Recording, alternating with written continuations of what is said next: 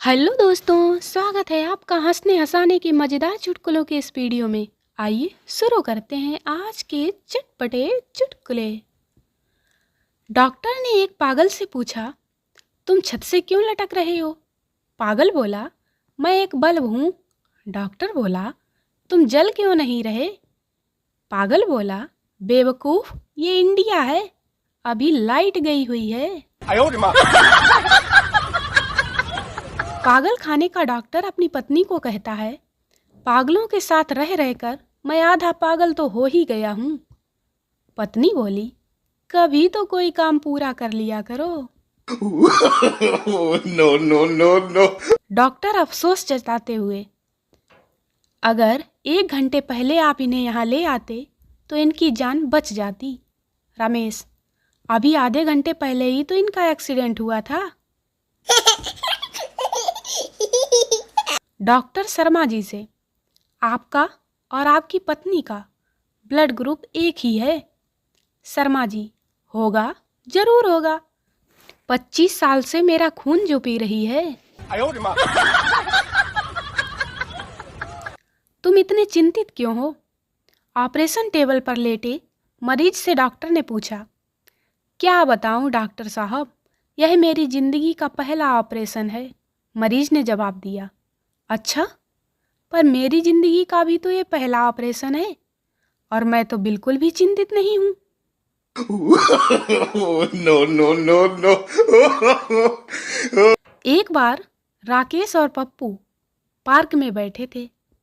पप्पू के दिमाग में ना जाने क्या आया और वो राकेश से बोला, पापा, अगर आपको रास्ते में जाते हुए 1000 रुपये और 500 रुपये के नोट पड़े मिले तो आप कौन सा नोट उठाओगे? राकेश, अबे हद है, 1000 रुपये वाला ही उठाऊंगा। पप्पू गुस्से से, पापा, आप तो हो ही बुद्धू, इसीलिए लोग आप पर जोक मारते हैं, आप दोनों भी तो उठा सकते थे।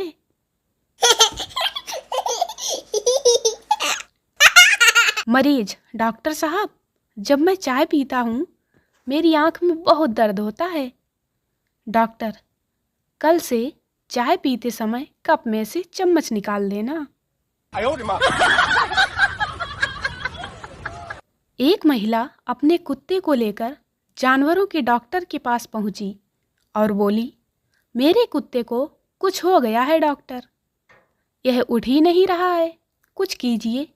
डॉक्टर ने कुत्ते को टेबल पर लिटाया और उसकी जांच करने के बाद बोला, आपका कुत्ता मर चुका है, उसकी नब्ज बंद हो चुकी है। महिला कुत्ते को कुछ ज़्यादा ही प्यार करती थी, वह इस बात को सहज स्वीकार नहीं कर सकी। बोली, नहीं नहीं डॉक्टर साहब, ये कैसे हो सकता है, आप किसी और तरीके से जांच कीजिए प्लीज। डॉक्टर दूसरे कमरे में गया और एक बिल्ली के साथ वापस आया। बिल्ली टेबल पर कूदकर चढ़ गई और उसने कुत्ते को सूंघना शुरू किया। सिर से पैर तक कुत्ते को सूंघने के बाद बिल्ली कूदकर वापस दूसरे कमरे में भाग गई। अब ये पक्का है कि तुम्हारा कुत्ता मर चुका है, डॉक्टर ने महिला से कहा।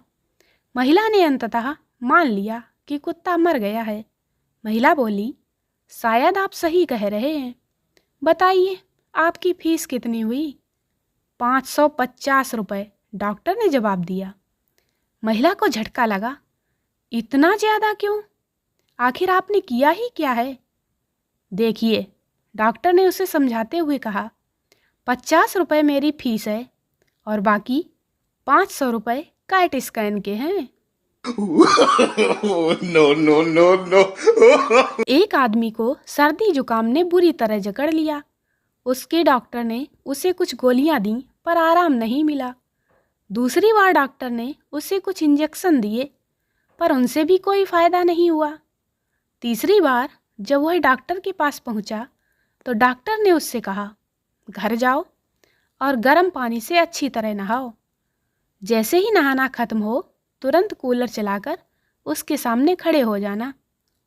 लेकिन डॉक्टर, इससे तो निमोनिया हो जाएगा, मरीज ने प्रतिवाद किया।